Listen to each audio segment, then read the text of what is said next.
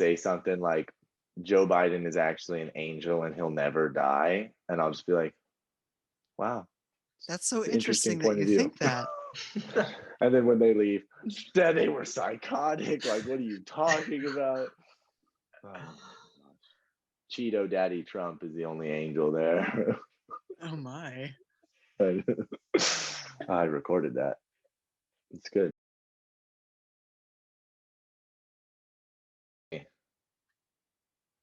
Ooh, this meeting Yeah. is being recorded. I Exactly. consent. All right, so welcome back to episode 4. We're doing another guest podcast. This is one of my childhood friends. This is Thomas. Thomas, why don't you tell us, just a little something about you? Hey, what's up? I'm Thomas. I'm currently a third-year architecture student at University of Oregon.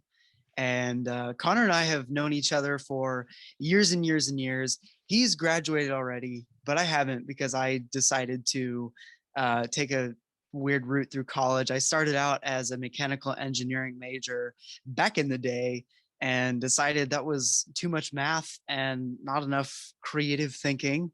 So I decided to go ahead and so actually, I don't know what your audience is like, but I'm gonna get it real religious for a second, because why not? It's our God's parents. cool. Great. So perfect. So here's what happened is I was at San Jose State, and then my grandma, who's like my spiritual prayer warrior, she told me one day, God told me to tell you to study architecture at West Valley College, which is our local community college. I had no idea West Valley College existed or that it had architecture. So this was all on her, and that was super cool. And I checked it out and applied and started going to West Valley College for 2.5 years, finished up my associates for architecture, and then transferred to University of Oregon last year, right during the Rona. So I'm looking forward to having like actual college experience for the first time, because Rona College, kind of Zoom University, I guess is the unofficial name for it, freaking sucks. So does that mean you're going into senior year? Yeah, so I'm technically Okay. going into senior year, and then I'll be like, the architecture program is 5 years, so I guess I'm a super senior after that. Okay. So you have 2 years So left. yeah, so I'm a third year, Okay. but I got 2 years left because it's a 5-year program. Because we make important stuff, and you need 5 years to make sure that your buildings don't collapse, I guess. Did y'all hear about that? I guess. I mean, y'all hear about the apartment collapse in Florida? Yeah, I heard about that. Just I don't know a whole lot, but I heard it was like poor planning, which is why it collapsed, and now it's like a bunch of people are missing and dead because of it. So that's Yep. like it's the worst thing ever. So Mm-hmm. good for Don't you, do that. architecture students. Yeah. Don't And do that, Thomas. here's why architects are important. We don't do the structural engineering. And actually, this just came up in a job that we're working on. I work at an architecture firm over the summer as an intern. And so I get like all the hot gossip. I'm not accountable for any of it because I'm just an intern. But this relates to the Florida project and the project that we're working on right now that our firm is kind of getting screwed over on a little bit. It's like architects have to be able to look out for the red flags. So it's totally the structural engineer's fault that that building, whatever happened to it. But it's the architect who needs to look over those things and be like, hey, yo, that's a red flag. Y'all need to kind of figure that out again. And so, long story short, that's why it takes 5 years, so that we can learn to find those red flags and not. I think the death toll is up to, it's like over 100 people now, which is like Wow. insane. Yep. Yeah. That's honestly kind of sad. Like, It really stuff, is. I mean, stuff like that happens, but it still sucks. Like, I don't know. Dope. Okay, Thomas. Now to the meat and potatoes. Now to the meat and potatoes. Well, I guess I want to know a little bit more about you guys, since I am, I'm going through Zoom University, and do I haven't gotten like the real college experience yet. So I want to know this, like, what is something out of the classroom that has benefited you that you think you're going to take into your career? Out of the classroom. Out of the Boy. classroom. Yeah. I would definitely say just having as much work experience as possible. Like whether that's through internships or other jobs that work during school, or anything that I guess kind of prepares you for like a real working experience. Because like school can only take you so far, but once you're using the experience that you're learning and applying that knowledge in a different way, it's definitely requires a little more critical thinking than the classroom does, at least in my opinion. How like you have to figure things out on your own, and there's not a professor you can go to. I mean, other than having colleagues that you can ask, but Right. projects are your own. You're doing your own work that helps benefit the company or your own business, whatever you're doing. So I think definitely having as much work experience as possible, so you can kind of not avoid pitfalls, although that is part of it, but just I guess have a general base of like working knowledge as well as what you're learning in the classroom, I think is probably the most beneficial thing you could have. So did you get a business degree as well? Yeah, so I got a business marketing degree from Vanguard as well. Nice. So what is business marketing that's differentiated from just regular business? Yeah, so business administration is more of a general overview of just, I guess, running like understanding all aspects of a business. I took a lot of the same classes as Connor did, who has, you have business administration, right, Connor? Right. Yeah, so marketing is a little more focused on, I guess, Marketing. like the positioning and selling of products rather than the I guess more administrative side, if that it sounds pretty self-explanatory, but it really is. Like I Connor, what are some of the other classes that I didn't have to take that you did? Do you remember any? No, so pretty much they were supposed to add, so they have marketing, they have accounting, and then they have administration. And I would kind of put administration at the top, and then like the two branches would be marketing and accounting. They were going to add management, and I was going to do that. Basically, all your elective classes were taken up by all the marketing electives. So Yeah. you actually took, like, I took management electives and like general business electives when you were taking marketing electives, essentially. So that's the only difference. We actually took probably all the same classes, actually. Just sometimes we weren't lucky enough to be in the exact same class. Yeah, no, that definitely explains it better. Yeah. Something, I'll go back to your first question, Thomas. Something for me, honestly, that's like really good for life, because in high school you don't really have to deal with this, is like dealing with people.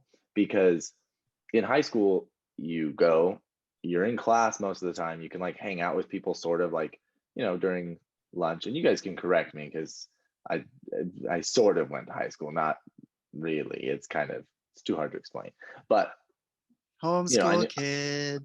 well, homeschooled, but I also went to like, literally I'd take one class and then go to lunch and then sit in the library for an hour and then go to like sports practice or whatever. So it was like I got to see like lunch and like some parts of high school life.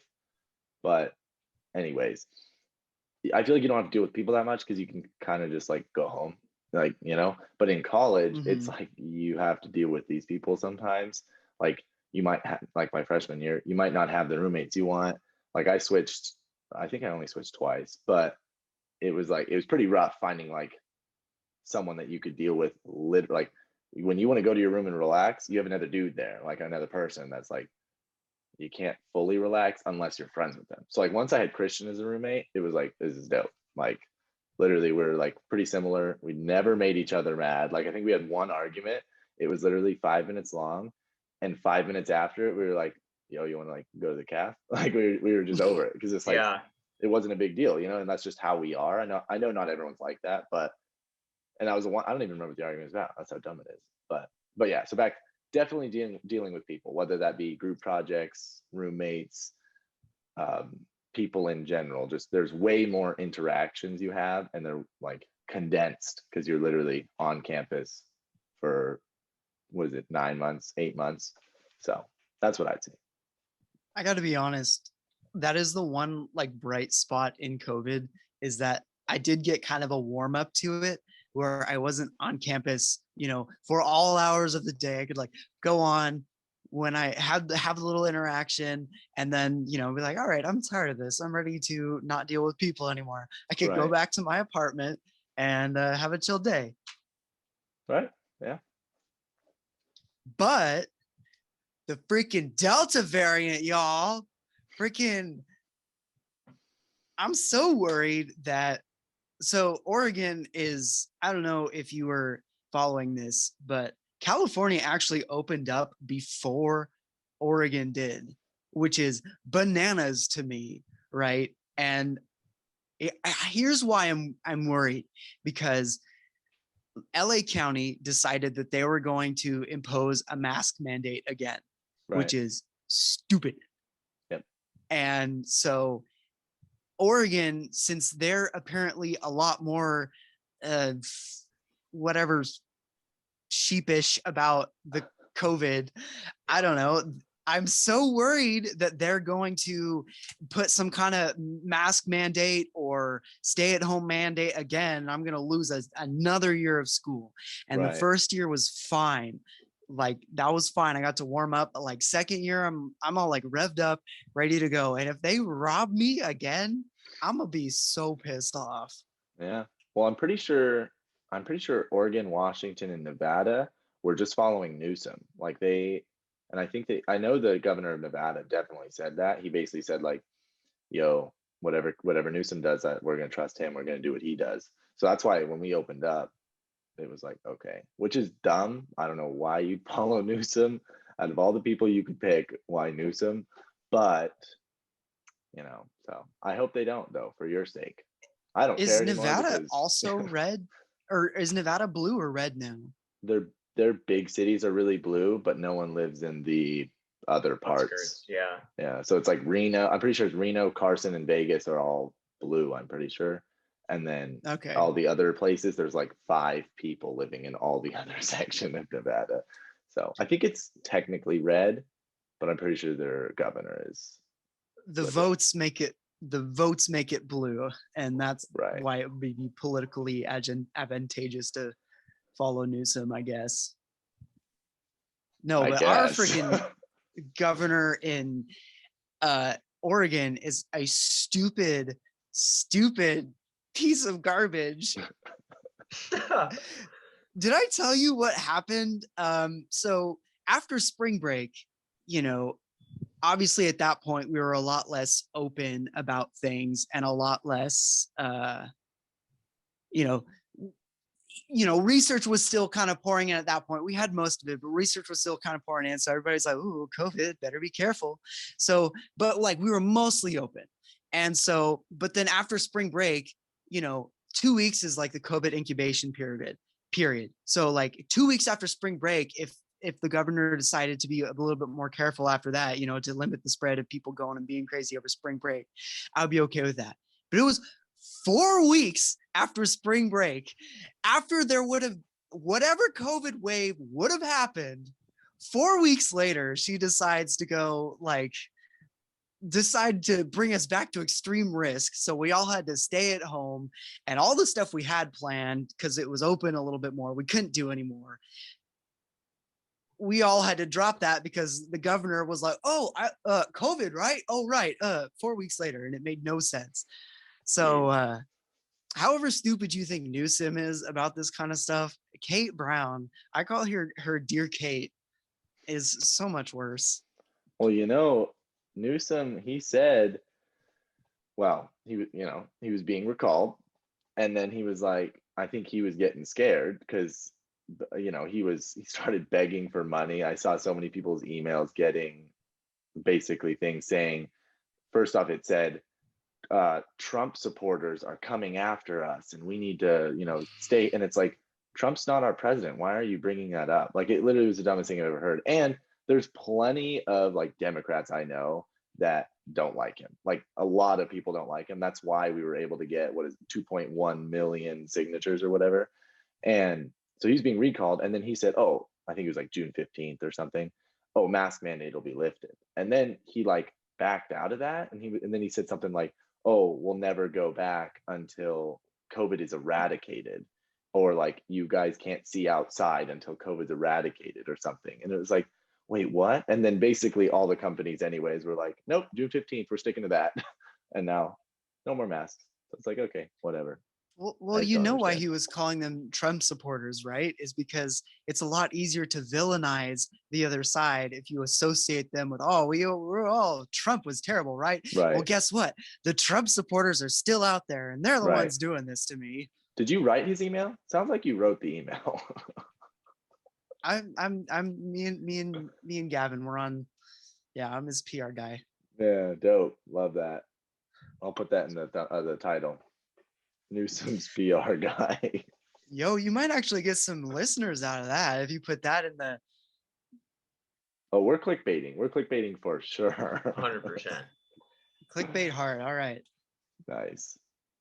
So I guess following up on that, Thomas, how does it make you feel that these politicians can just kind of decide whatever they want regarding COVID without really taking into account like actual people's opinions and like their constituents that they represent and their voices and their opinions? How do you feel about politicians just making these brash decisions all over the place when they're not really following the science, in my opinion, as well as listening to their constituents? So I guess if you have anything to say on that.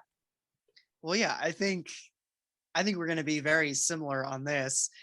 I think it's ridiculous that these, especially now that we do have the science. In the beginning, when politicians were making like the good call for the optics, like, okay, let's just be safe. At that point, it was, I was more supportive of politicians making kind of just more, what's the word I'm looking for? More like just kind of sweeping calls. At that point, I was more supportive of that because there wasn't a lot of science. But now we do have the science. And so it's so stupid that these politicians are like, before it was all like, oh, the science says this. Oh, the science says this. Oh, the science says this. And now it seems like it's all political and there's no science backing up those calls at all, where it's like, yeah, well, the science still says this, but we're going back for some reason. Like, why were you championing science before, and now you're not listening to the business owners? You're not listening to like all these people. You're just like, oh, I see a surge. I think close down. It doesn't make sense that. Yeah, I'm not a fan. It's so political, the decision making now. It's not science based at all. Okay, so I'll push a little bit. I feel like starting out it was political, and then but they were claiming it was based on science, and then but like you said, there was no science at the time. It was like, whoa, people are getting sick, and then it stayed political even when we had the science, and then it was like, okay, let's just close, but not in Newsom's case, but not me, what is it? Rules for thee, but not for me, so he does whatever he wants while we all suffer. So to me, the whole thing was political the whole time, it wasn't, and none of it's based on science. That's why vaccinated people sometimes, I'm not saying all of them, sometimes are still scared of unvaccinated people but it's like the science says, yeah, first off, you'll still get COVID. It just won't be as bad, and you probably won't die. Exactly. Which especially when it comes to the COVID variant in the first place. Right. Like that makes me so. That's another thing that just like grinds my gears. Oh, like y'all have been vaccinated, right? And you were so convinced with the science of the vaccine. So take your damn mask off. Right. Why are you still wearing it? I actually heard something. It's not what they think it is. That's really the problem. Like they were told that this is the, holy water that they're injecting into themselves, when in actuality, it's just making it from 99.99 survival rate to 99.9 like 6 9s. I don't care. I was gonna live either way. I did live, so I don't need it. That's kind of, anyways. Sorry, keep going. Well, yeah. What was I saying? You're gonna live. Well, you hold on, where's my camera? You are gonna live, because I support older people, or like people with all the compromises. Like if they're a little bit more, reliant on the powers of the vaccine to keep themselves alive, Right. I support that. Right. I'm under the impression, when I first got the vaccine, here was what my mentality was. I don't need it, but if I can be a part of the 70% that will get us to open, fine. I know I'm going to be healthy either way, so I'll just freaking get it to get that 70% so that we can open. Right. Yeah. I don't think the vaccine's going to save my life, although the argument might be made with the new Delta variant and people, all the research that's saying that people with the vaccine will still get it, but it will be less it will be less severe for them. Right. I knew I was going to be fine either way. So the vaccine for me was mostly just like, freaking fine. I need it for school anyway. Let's just get it so I can take my mask off and Right. not. Yeah. And that's honestly like a huge portion of why I got the vaccine too, is like, let me take my mask off. And that's Right. what makes me so mad now that these politicians are starting to do the mask mandate again. Is like, you were dangling this vaccine in front of me as incentive for me to not wear a mask anymore. And now you're asking me to put my mask, telling me to put my mask back on. No. All they do is lie, bro. Both sides. I'm not even like singling out one side or the other. Their job is to lie to you, to make you comfortable. That's their job. So they're going to say whatever they can to get you to do something. And then later, the next week, when they change their mind, they're going to be like, oh, well, now I got to tell them something different, But do you think it is lying to you to make you feel comfortable? Or do you think, I sound like such a conspiracy theorist right now, but almost it sounds like they're lying to us to like cement their position of control over us? Because Right. isn't the timing so suspicious that like the economy reopened, everybody was doing great, we were settling back into our new groove, and it's almost like they're like, oh, people aren't panicking anymore, we need to give them another reason to panic. So Yep. on the one hand, it does seem like they're lying to us to make us feel comfortable, but on the other hand, it's like they're lying to us to make us feel uncomfortable, so that we have to like be in a constant state of reliance on them. And I sound like such a conspiracy theorist, and I probably don't believe that. And if I were to be on a stand subjected to like saying that under oath, I probably wouldn't say it. But for the purposes of making this podcast interesting, yes, the timing is very suspicious. No, speak on what you believe personally. We're here for the conspiracy theory. You're here for the other side of that. But Yeah, going I don't into buy that, into that conspiracy theory, but like, okay, I buy into it. definitely suspicious. I think they're full of lies. The timing is definitely suspicious. Yep. Also, the time. We're not gonna go there. I have a question for Thomas and Christian, for both sides of the. I'm assuming it might be the same side. Doesn't matter. Whatever. How do you feel that various entities, schools and hospitals and whatever, are requiring the vaccine in some cases when it is, I'm pretty sure, yet to be FDA approved? I could be wrong, but It's I'm pretty not. sure I'm pretty sure it's not FDA approved. So how do you feel about an basically untested or low testing vaccine with still issues? You see the Johnson & Johnson one had a small issue that would have been caught if they did the proper trials anyways. So how do you feel about basically entities forcing a non-FDA approved vaccine on someone? Thomas, go. Oh, I've been talking a lot. I was gonna let Christian go first. Christian, go. All right. So, like, to make it short and sweet, I disagree with that wholeheartedly. I feel that while I do see how businesses could regulate that if it's a privately owned company and the business owner wanted that to be part of their business, nothing can really stop them from doing that. Do I think it's right? No. Do they have the power to do that? Yes. It's their own company and they can make up whatever rules they want. Right. Along with that, I don't feel that it's very right to force people to do something.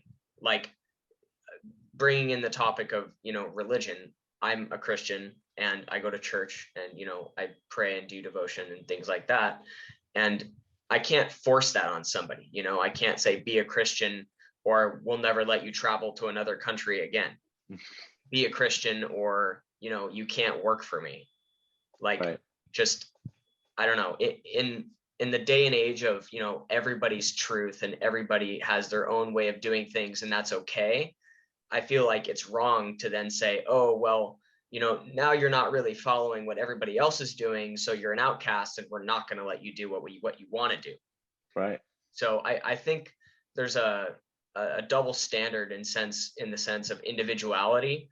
I feel like if you're not an individual on the right side of things, then you're an outcast and people, will see you differently, will treat you differently. You'll have less opportunity, maybe for work, maybe for travel, whatever organizations and countries decide to do with the vaccine, which I also think is very scary in the sense that they can, they have power. They can do that. Yeah. Like there's nothing we can do to stop them from saying, oh, I want to go travel to Europe. Well, you can't because you have to have a vaccine to go there. Right. Right. Well, I feel like it's building, it's ingraining in us like an elitist mentality where if you are missing something, then there's something wrong with you. And like, you can't then do these things. Like you said, literally switching COVID vaccine out for almost anything else. It's now like, oh, if you don't have a Mercedes, well, then I don't want you here. Like, I don't want you coming. And it's like, wait, but why? Like, I'm just a human who is probably totally fine. Like, it's weird, but Thomas, go. Yeah, I think it's so interesting. Like you guys are kind of reminding me of something that I have been thinking about where like, yeah, it is kind of concerning to me how like the COVID vaccine is kind of exposed and opened this door in our society of like this necessity to be on the right side of things.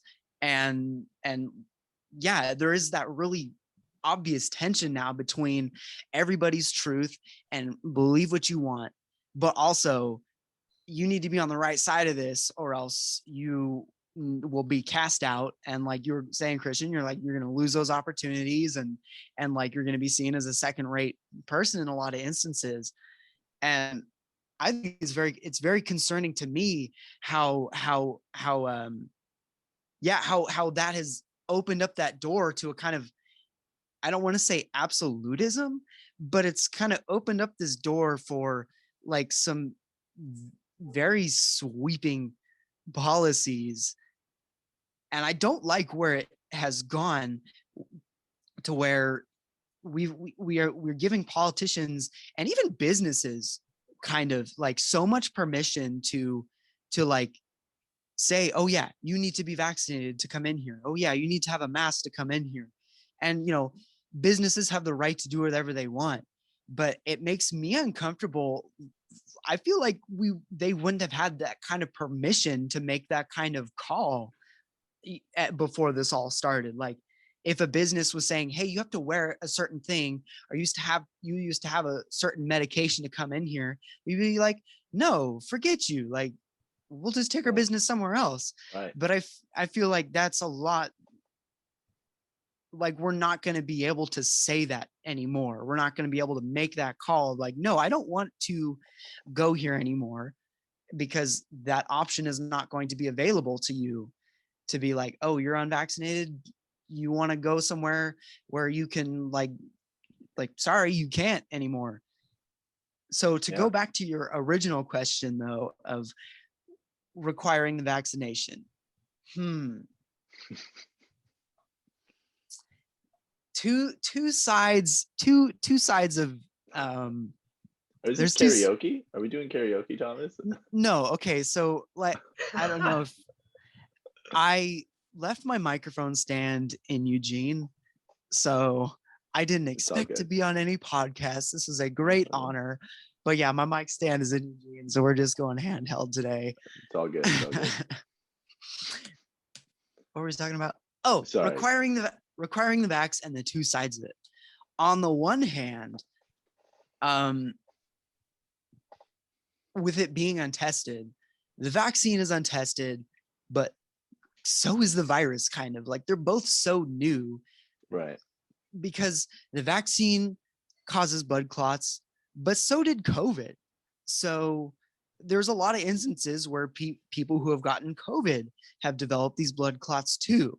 So it almost seems like both of them are dangerous. So like, who cares a little bit, aside from the personal freedom infringements, which Right. that's the other side of it, is that most of these places that do require the vaccine allow you to submit some kind of waiver, and they're Right. not that hard. You can get like a for University of Oregon, you can get a religious waiver or a philosophical differences waiver, or like a, I don't know, like there's so many options for you if you don't want to get the vaccine.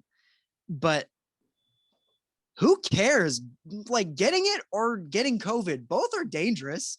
So Well, I think for me, go on. one I can avoid, the other one I cannot. So What can you why avoid? then expose myself to both? Does that make sense? But it seems like you can't really avoid.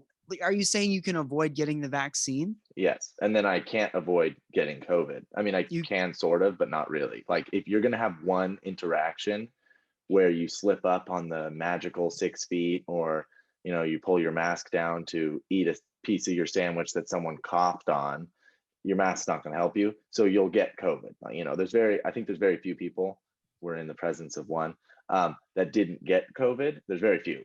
And I didn't get COVID either. Oh, well, there you go. But you see well, I guess that doesn't really help my argument, but you're gonna, like, you could get COVID, you know, but I don't have to get the shot.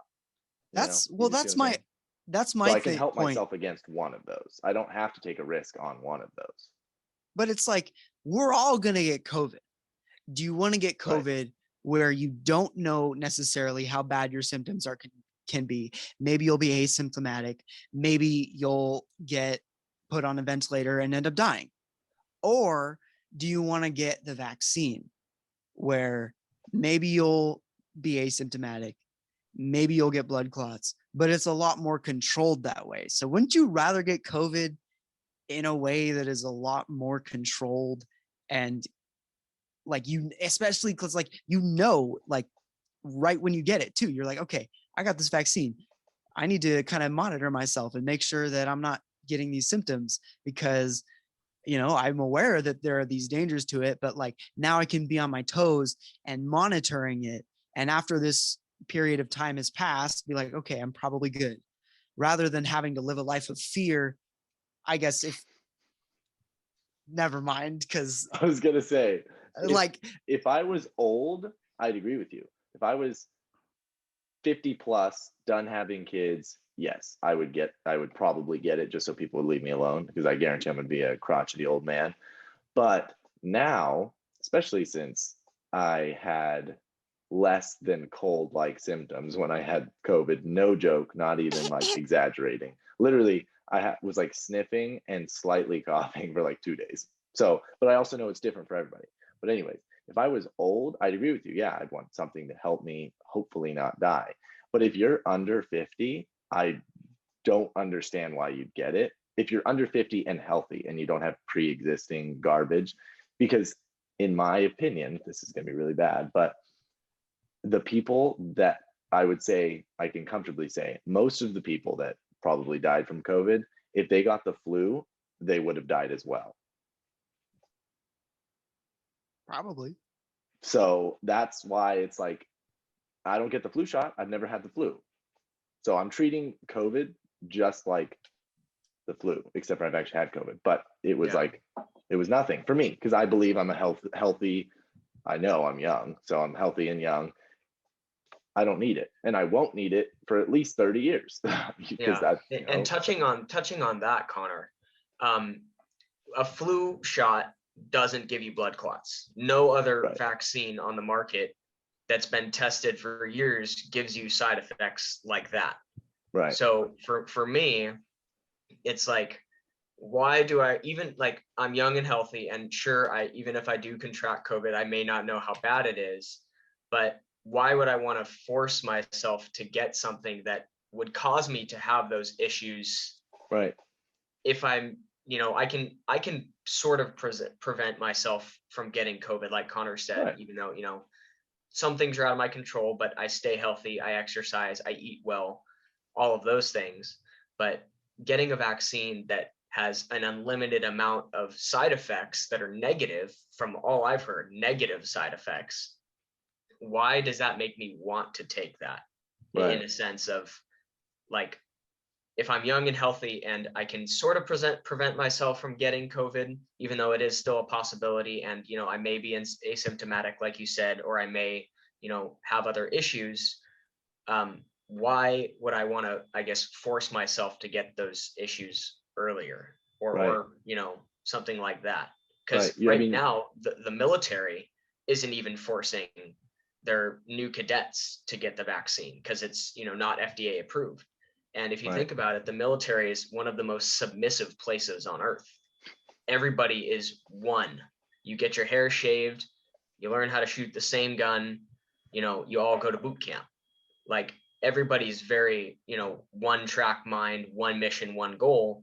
And if they're not even forcing their cadets to take it, why would I take it? So for me personally, I just don't see a big benefit for me taking it, because I don't want to, subdue myself with those possible side effects that who knows how many are out there. Like, Right. am I going to take the shot and die the next day? Like, nobody really knows what Right. could happen, because it's not FDA approved and it hasn't been out long enough. Right. I think both of us, we are practicing risk management. We are deciding what is too risky for us vocab now. word. Exactly. Yeah. For me, the biggest two, I know people that have died literally the next day. And From the I've vaccine? yes, and I've heard of cases of people going sterile. You bet I'm not going sterile. So those two things, I don't care if it's one person, bro. Nah, that's not happening. What? Oh, maybe I've been sterilized and I don't even know about it. Maybe you should go get checked. I know it's like don't super feel- rare, but I'm not messing with that. Like, So- risk management. There you go. Yeah, and that's really where the importance of realizing how rare it is to get COVID comes into this. Because from what I understand of the vaccine, the symptoms you develop from the vaccine are the symptoms you would have developed from the virus. Isn't that pretty much how it is? Because, well, especially with the Johnson one, they're literally putting the virus in your body. Like, that's how vaccines work. You get either a dead or dying form of the vaccine put in your body.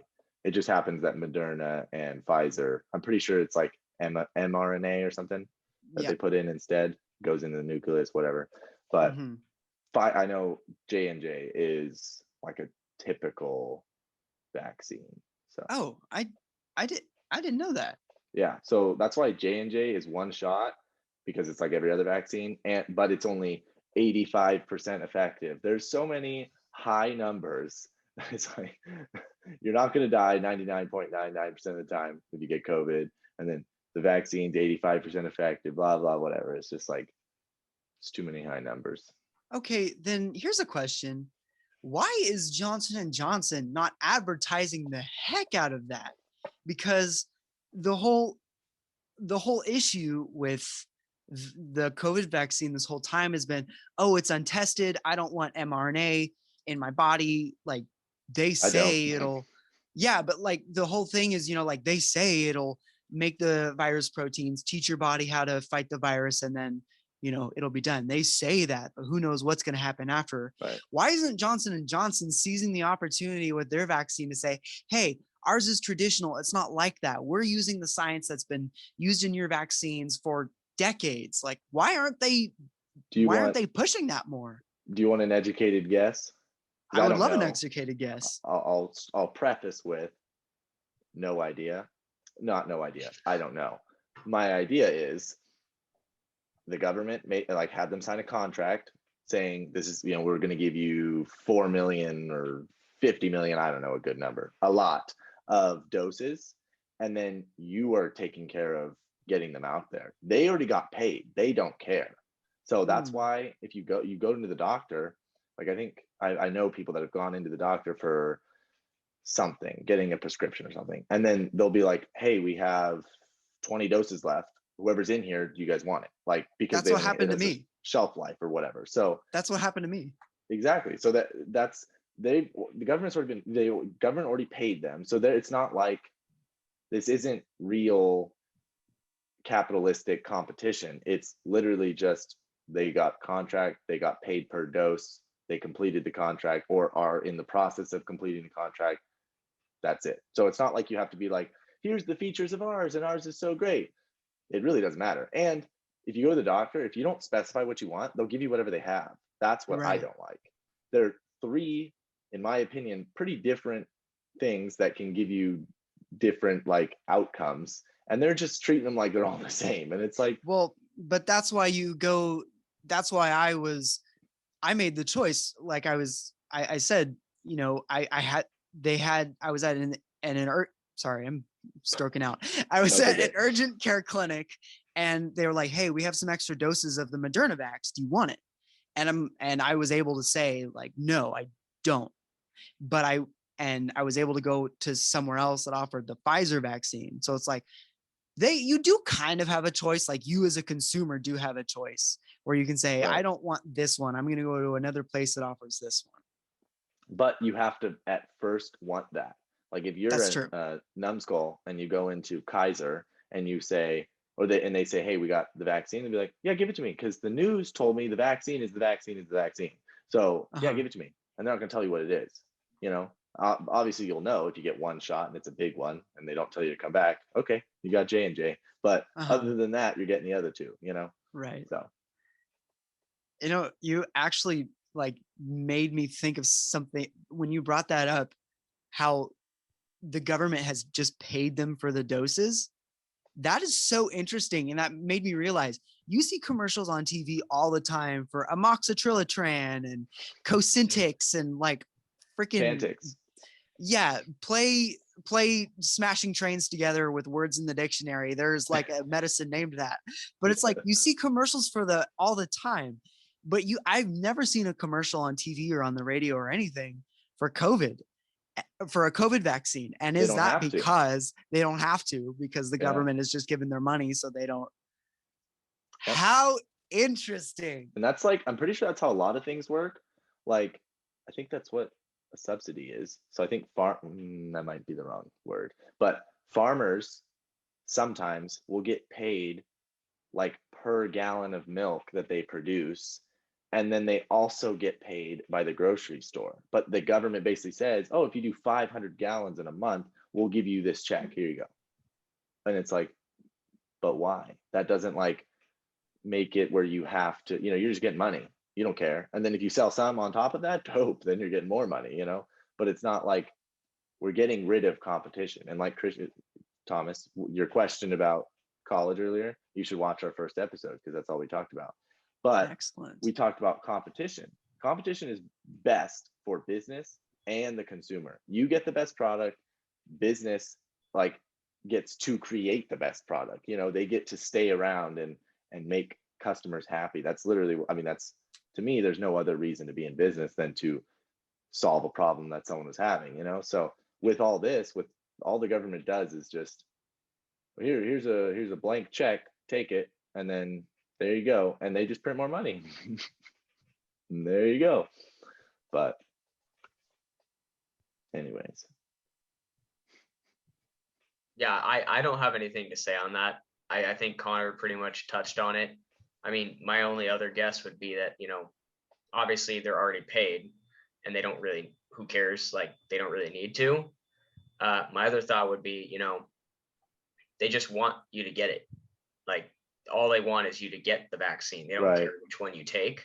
No, Right. but like, I mean, obviously Johnson and Johnson probably is like, oh, well, it'd be great if you took ours, but we also just want you to get vaccine. Right. So I think there's just it's not necessarily a competitive push like Connor was saying. It's not like, oh, well, here's our vaccine and why it's the best, and you should take ours because we want everybody in the world to have J&J. Right. But it's more of like, let's work together as a collective, as a global collective, and let's get everybody vaccinated. Just for the sake of everybody getting vaccinated. And consumers like options, so that's probably why they gave 3 of the biggest medical companies in the world to the funding to do that, because consumers like options. Well, and I'm pretty sure they got, like, they cracked the code or whatever first. So it was like, oh, you guys have a functional vaccine. Well, J&J can't make as many as we need, so here's another contract for you guys to give us another 50 million, or whatever the number is. But yeah. Okay, Thomas. Well, we beat that one to death. What else you want to talk about? I want to talk about something that we disagree on more, because I think we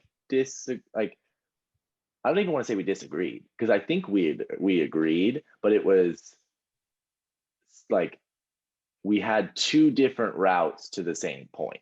Because I do think, at least on that topic, COVID and Newsom and governors and that, I think we agree. So that's why I want to talk about something that we don't agree on and see how that goes. Because I still think it'll go how this went, because I think, but I don't know. So if there's something we disagree on. I know we disagree on the vaccine.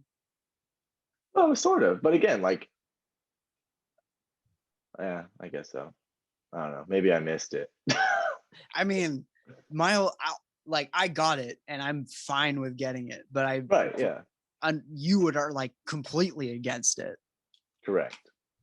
But again, because I've had COVID, I survived, and I'm young, and I want children. Like, to me, there's too many things. If it was just like I'm young, that might not be enough to not get it. But the fact that I also had COVID, and I don't like that they used aborted baby genetics from the 70s to test the vaccine. And what?